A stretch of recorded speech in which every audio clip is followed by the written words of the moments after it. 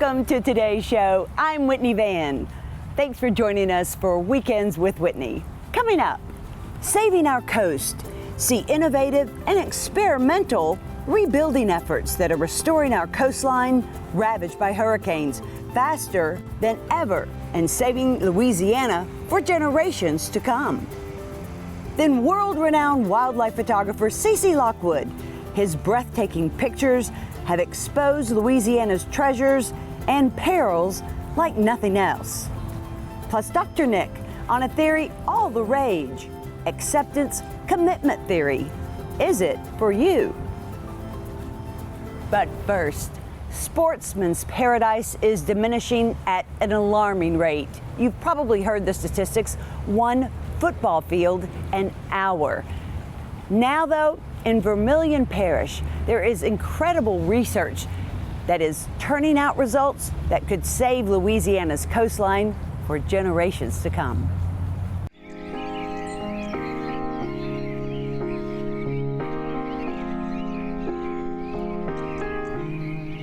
These birds are a soaring sign of health, not just for the bird population. Their presence tells us our waters are healthy, plants are healthy, fish are healthy, and perhaps most importantly, that we're healthy.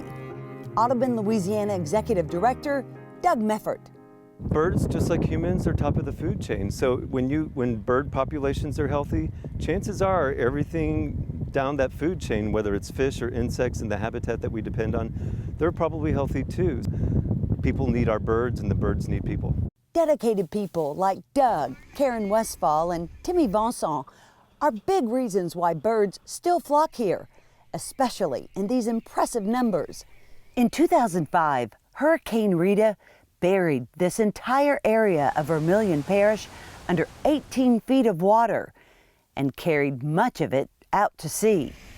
Timmy saw it unfold. He manages and lives here at the 26,000-acre Paul J. Rainey Wildlife Sanctuary. He evacuated for Rita just in time. You can see the watermarks on that picture. It blew every window, every door. We had 7 buildings here, and after Rita, we had one. You see it at the... They've spent the last decade rebuilding. This area is crucial to birds because 40% of migratory birds in North America spend part of their life cycle here in South Louisiana.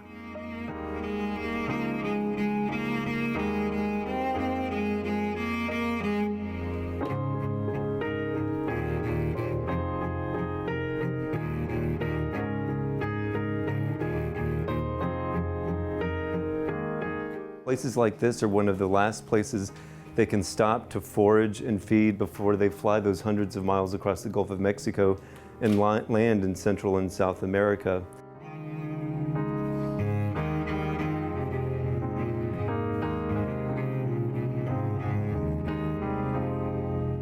To restore and preserve these wetlands, this is one way they're doing it. It's called terracing, but it's just the tip of the iceberg.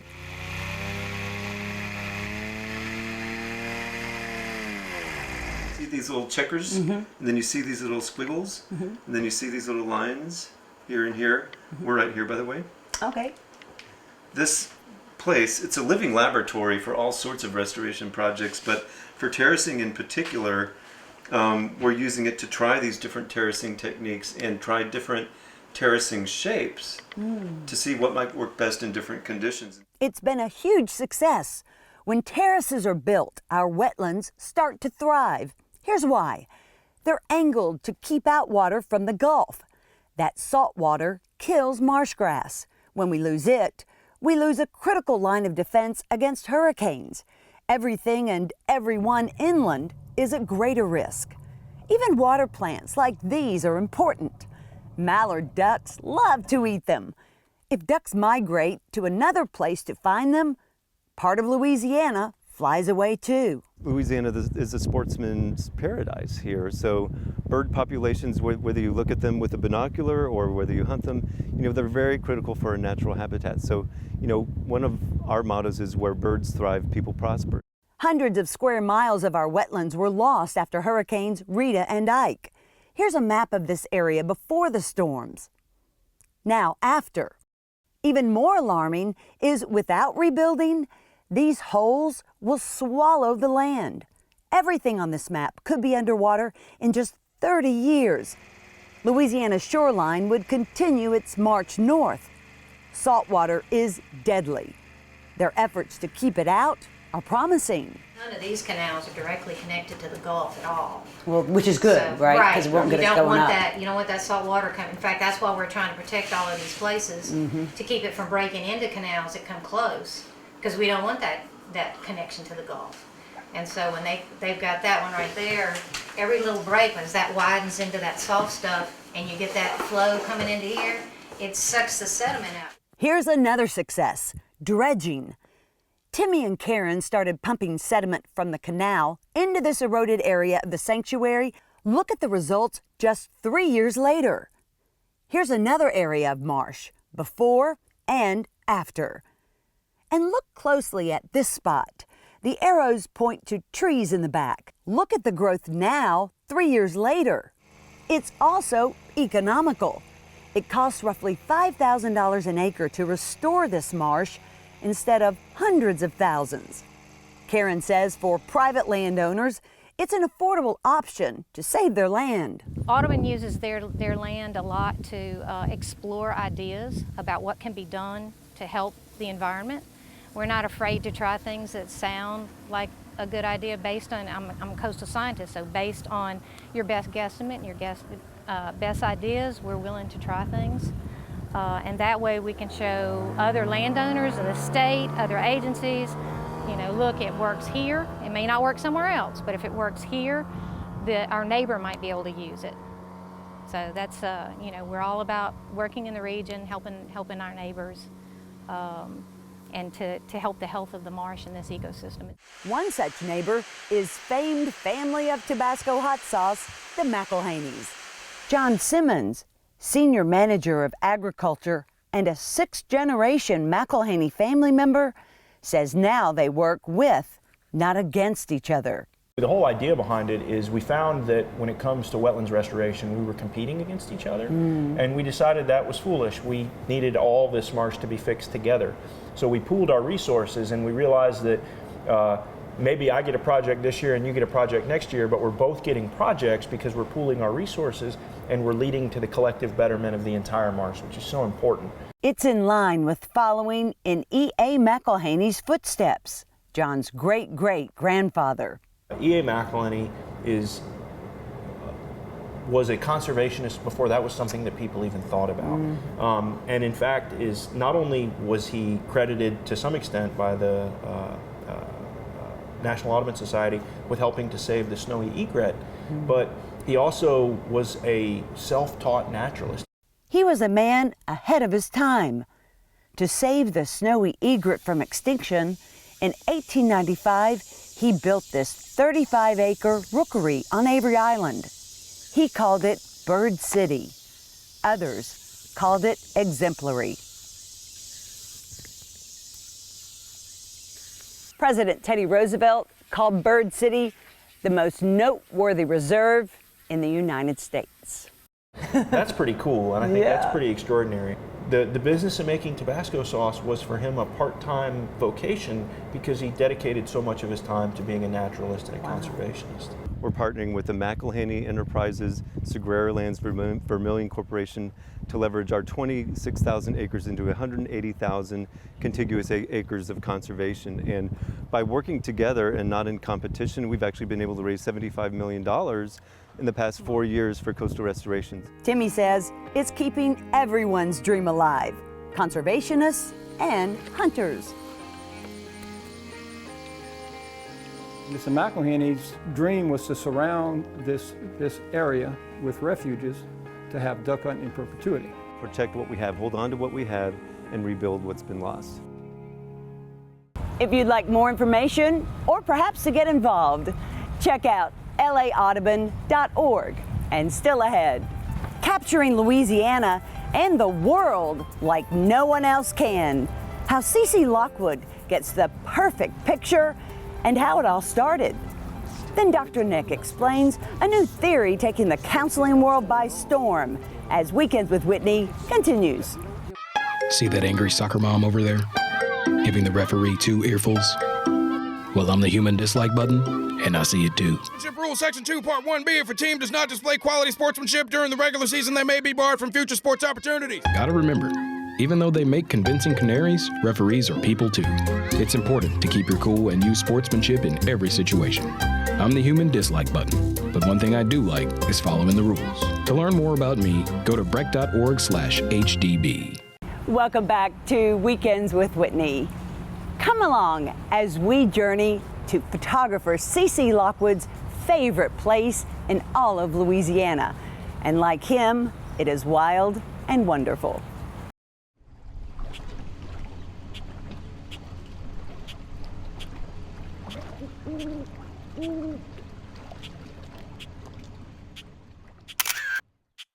This is one of CC Lockwood's finest hours. The hour surrounding sunset and sunrise. It's picture perfect. The sun started rising on his passion for photography early. I got a Kodak Brownie when I was 6 for Christmas. And then I got a Kodak Instamatic about junior high and took a lot of camping and hiking and canoeing pictures. The boy who'd spent 17 years in Fort Smith, Arkansas, had no idea then he'd spend the next 43 in Louisiana.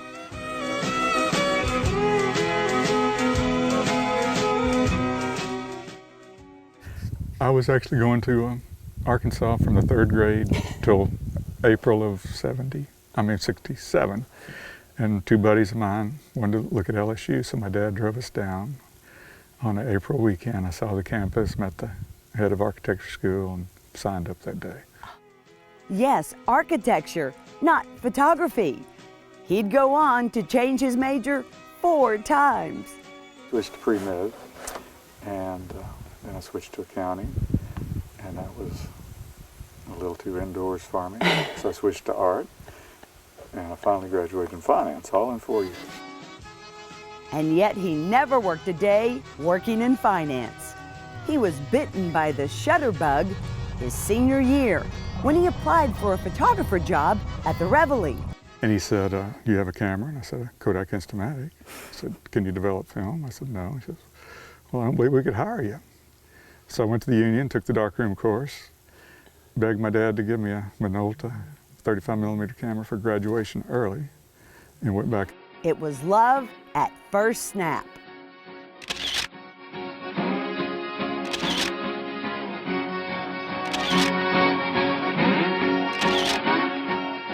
It was really good training because they published a paper every day and I had to have a picture in it.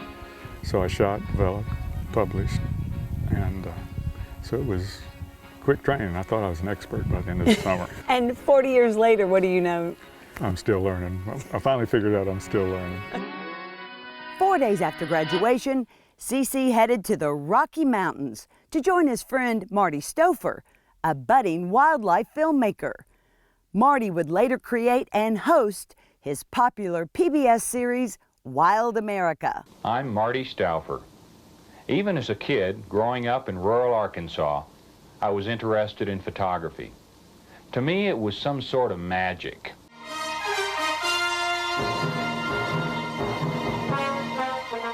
Also there in the wilderness, CC would soon find his life's purpose in a chance encounter at Yellowstone. Here was a Volkswagen van with Leonard LaRue, and he was a gray-haired old photographer. And he opened a suitcase, and he had like 1,000 rolls of film in it. And I had like 10 for the whole fall with me. I said, Leonard, what do you got so much film for? And he says, I'm a professional nature photographer. I said, that's a job? I could do that. And so in late September of '71, I decided I was going to figure this out. He became one of only a handful of professional nature photographers. You know, there was, National Geographic photographers, they'd go to a city one week and they'd go do a national park, but they weren't nature photographers, they were photojournalists. And there was about 10 or 15 guys like me and girls that were just starting off back then.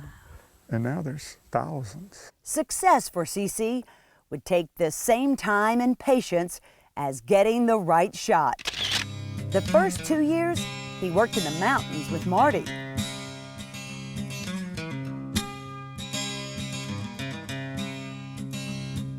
And first on bighorn sheep and then on endangered species.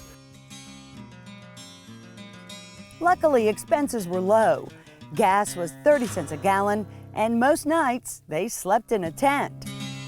He shopped his photos to magazines, but it was a year before he ever got one published. 2 years before he sold one in a gallery. Then, a picture agent called, wanting to buy a photo of the Atchafalaya Basin. CC didn't have one. He'd never taken pictures there.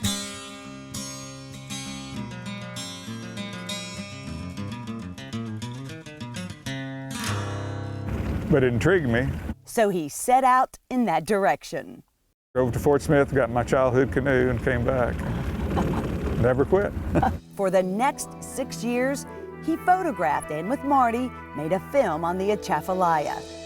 It's the largest wetland and swamp in the U.S. with 1,400,000 acres.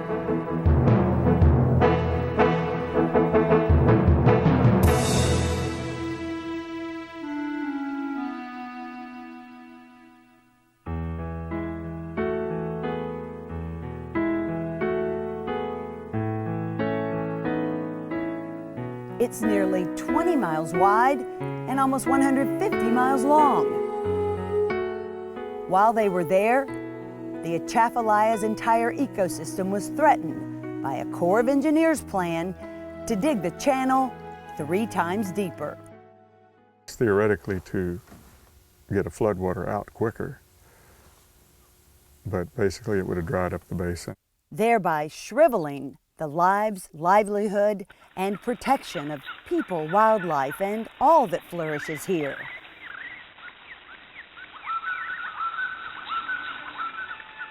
It's absolutely gorgeous and absolutely so important to the whole Gulf of Mexico, all Louisiana, and really the whole world. CC's artistry through photography brought what was once misunderstood and mysterious into focus around the world. Saving our wetlands was seen in a new light. His work soon caught the eye of the head of National Geographic magazine. She called me and said, "This looks like an interesting place, CC, why don't you come up and tell us about it?" So I flew to Washington and met with all these folks, showed them my film, and they hired me on the spot. Wow. I did 4 magazine stories for them, and that was the best one I did, just because I love this place so much, and I spent a lot of time on it, and I think it polled as the 2nd best story that year of all. Next, he inked his first book deal, Atchafalaya, America's largest river basin swamp. More than a dozen other books would follow. Those too emphasized the importance of nature and conservation through adventures that included platooning down the entire Mississippi River, discovering the Yucatan, and acclimating with alligators. Along the journey, CC's had to acclimate to the digital world. He was one of the last photographers to switch from film cameras to digital. I shot transparency film, Kodachrome for years, and then Fuji Velvia toward the end, got to be a more nature-looking color. And the labs that were processing this just kept closing. I went through 4 labs in 3 years. When the 4th one closed, I said, okay, I'll join the digital ranks. He wasn't satisfied with the quality at first, but now he's thrilled with his digital Nikon. You know, Photoshop and Lightroom and all that stuff. I mean, it mimics a lot of stuff you could do in the darkroom, but it just took about 20 days in the darkroom to develop and redevelop and mask and reshoot. But you could do it with a few clicks now if you know what you're doing. So that part is heads and tails over the old darkroom work. And the cameras, you know, 30 megapixel now, can make just as big a print as a low ISO film could.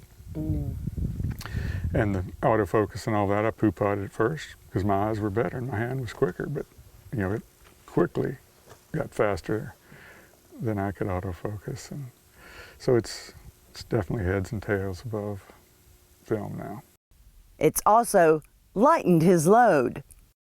The zoom lenses are 1,000 times better than when they first made them. They were real fragile and not as good sharp as the prime lenses. So where I used to have 20 lenses that I carried everywhere I went, now I could do most assignments with 4 lenses. Yet of all the places his lens has focused on, right here on the edge of Flat Lake is his favorite. My favorite sunset spot in the world. You just get the cypress trees, the silhouettes, and the sun setting behind them. His photograph of it has circled the world on the bicentennial U.S. postage stamp. Fitting, he says, for such beauty.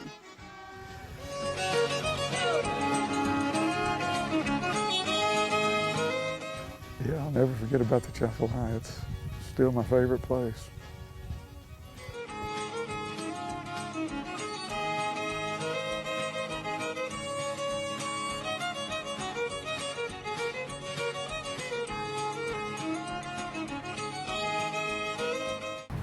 If you would like to sharpen your own photography skills, CC offers workshops throughout the year. If you'd like more information, just go to cclockwood.com. And still ahead, Dr. Nick on a new theory, all the rage, acceptance commitment theory. Could it be for you? As Weekends with Whitney continues. Each morning in Baton Rouge, we rise to meet opportunity. We carry the weight of responsibility proudly. We choose our paths. We move fast and we fly high. We light the way for others to follow. We make it happen. But what really matters is what happens when we land at home. Baton Rouge Metropolitan Airport. Fly easy. It is important that we act, but it's not act like you may think. Dr. Nick joins us to explain. What is ACT an acronym for? There's a pretty popular theory in my professional world of acceptance commitment theory. And it's all the buzz in the... It's the buzz, well, because mindfulness comes kind of from that. Okay. And the notion of acceptance commitment is basically, and I'm being simplistic, acceptance, which is kind of the mindful, where am I, what am I feeling, where am I in life, what are the stresses that I'm dealing with. It's very kind of getting current. Okay. It's moment. It's this is what this is what I do. This is what I do. Okay. It's like you take it in. Okay. Say, okay, I'm going to own that that's what I do, or that I have a problem with anger, or that I have a problem, with trust. Or that I'm never going to be president of the company I work for, or something. Right. It's acceptance. But then it becomes, okay, once I accept it, can I commit to some other form? Can I raise the stakes a little bit and say, I'm going to really work on this? Okay. Anger management, or the fact that I will never be higher up, but I can still be happy. Okay. And then the T is kind of the take action. We behaviorally change, attitudinally change, and we kind of, while we're living in the mindful moment of it, we're also kind of reflecting on, okay, I want to do this different. I want to respond differently. The reason why I'm fascinated with this theory, Whitney, is not so much that I think it's terribly, terribly new, or that maybe I even have it down right. What I think a lot of this misses is what happens between the acceptance and the commitment. Stay with me. Because do we just race from one to the other? It seems to me that that's the tendency, and that we miss an important step, which really, and maybe it is there, and that really is, I accept that I am loved. I accept that I am lovable. I accept that I don't have to do anything right now. I don't have to respond to that person right now. I don't have to respond to my anger right now by acting on it. Okay. Do you hear the neutrality? Do you hear what I call the God space? When you say there's the divine mystery between us, there's space. There's something else going on in life. And it seems to me that we don't give enough time to just, doesn't it feel good if I say, well, you don't have to do it? Oh. Somebody hurt someone pretty deeply and wanted to write this long, long letter of apology. Okay. I said, please don't do that now. Oh. Just sit with the acceptance that I'm still loved. Okay. I'm lovable. I don't have to respond right now. And maybe when I do get around to responding, it may not be 20 pages. It might be, you know, I'm just really sorry that happened, and I'm really working on not doing it again. It's taking the reaction, the drama, all the script writing out of it. Just sometimes let it sit. Okay. I know that's hard for you. Oh, I'm not looking at you when I say that. But right. But do you understand do you at least think that there's something to this possible God space? Yeah, I love that what thought. else is in it? It's God space. So it's God space between me and you, and it's God space between you and whatever you're working on. It's also mindful of what we're feeling. Sure. And what's kind of going on inside of us, but not necessarily taking immediate action. That's what I'm raising as a question. Right. Relationships are fascinating. I like it. They I like certainly it. are. Thank you. I like it. God space. Yes. I'm going to remember to act this week. Yes. Have a great weekend, Bye. everybody. More Weekends with Whitney after this. Atlas Foundation Repair, fixing your foundation problems for more than 30 years while preserving and protecting your trees.